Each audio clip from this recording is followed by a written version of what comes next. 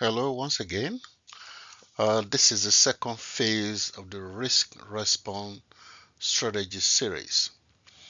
Initially, the first video was based on strategy for negative risk. At this time, we'll be looking at strategy for positive risk. The first strategy is exploit. And we say exploitation means taking deliberate action to ensure that a positive risk is fully realized, maximizing its impact and guaranteeing its occurrence. And this strategy can be used when the opportunity is highly valuable and strategically aligned with the organizational goals. When the organization has the resources to capitalize immediately, when timing is crucial and delay could diminish potential gains, when exploiting the opportunity creates a sustainable competitive advantage. Every organization wants to create competitive advantage because the market is very, very competitive. An example would be a tech company fast-tracking the launch of a groundbreaking feature to secure first-mover advantage, ensuring maximum customer adoption and market dominance. The second strategy is enhance. It means taking proactive steps to increase the likelihood or impact of a positive risk, making it more likely to occur or more beneficial if it does. When to use? When an opportunity exists but its success probability is unsure. When small additional investment or action can amplify or maximize potential benefits. When improving conditions increases the attractiveness of the opportunity. And finally, when enhanced opportunity align with long-term strategic objectives of the business. An example would be a retail business increasing its marketing budget to boost the chances of successful product launch, aiming to capture a larger size of the market. Finally, when opportunity exists, we can also share. And we say sharing means allocating ownership of a positive risk to a third party that is better positioned to capture or maximize the benefits. This strategy can be used when another organization has the expertise or resources to realize the opportunity. When partnerships or alliances can expand market share or capabilities. When sharing risk reduces the burden on a single organization. When collaboration accelerates innovation or time to market. An example would be a startup forming a joint venture with an established company to co-develop and distribute a new technology, ensuring broader adoption and share of profits. Now, like we said earlier, there are some risks that we cannot avoid. They are inevitable, and we accept such risk.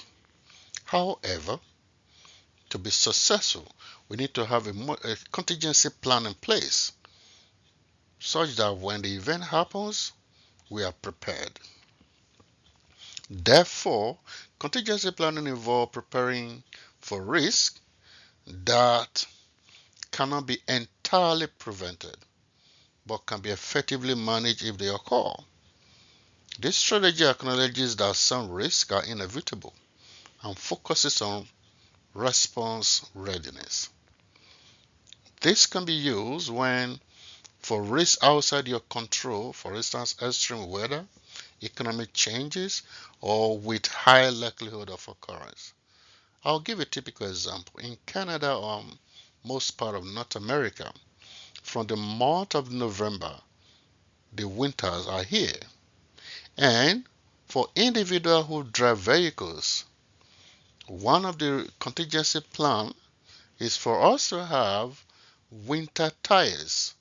So in the first week of November, before the snow starts falling, we usually switch or change our all-season tires with winter tires. Winter tires usually have more traction on the road when snow falls because of the wetness of the road. So this is a contingency plan because we know winter cannot be prevented. It's a risk we all face, but the more prepared we are, the better. Other examples are IT backup system to ensure business continuity during outages or cyber attacks, healthcare facilities emergency protocol for power failures, or pandemic responses.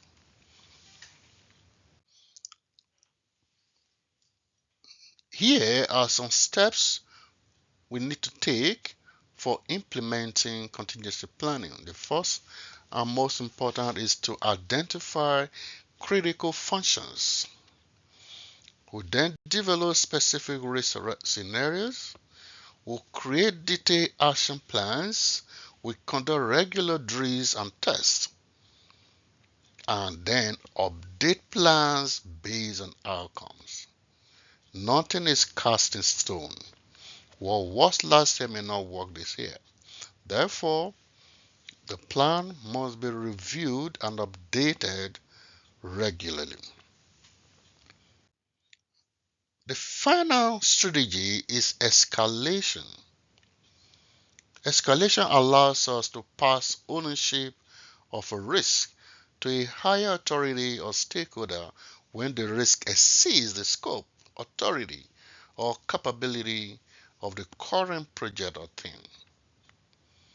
This strategy can be used when the risk is beyond the project manager's control or authority, when the risk requires strategic or organizational level decisions, when resolution needs resources not available at current level, and finally, when the risk could significantly impact the entire organization or portfolio. An example would be a project manager escalating regulatory compliance risk to senior leadership as it requires executive decisions and legal resources outside the project's control. Implementation steps are: first, we define clear escalation paths. How do you move? Is it from manager to general manager to directors? So that path must be clearly stated. Then we establish authority threshold. We document response timeliness. We create communication protocols. Again, we must regularly review the effectiveness of our plan. An example will be during the 2011 Japanese earthquake and tsunami, Toyota robust risk management and supply chain resilience strategies enable it to recover faster than many competitors. Sometime in the future, we're going to talk about Toyota's production system and how they use risk to ensure enhance their performance in the market. So again, this is the end of this phase of the in the series. So thank you very much for your time. I appreciate your attention. Please like, comment, subscribe. I appreciate it. Thank you very much.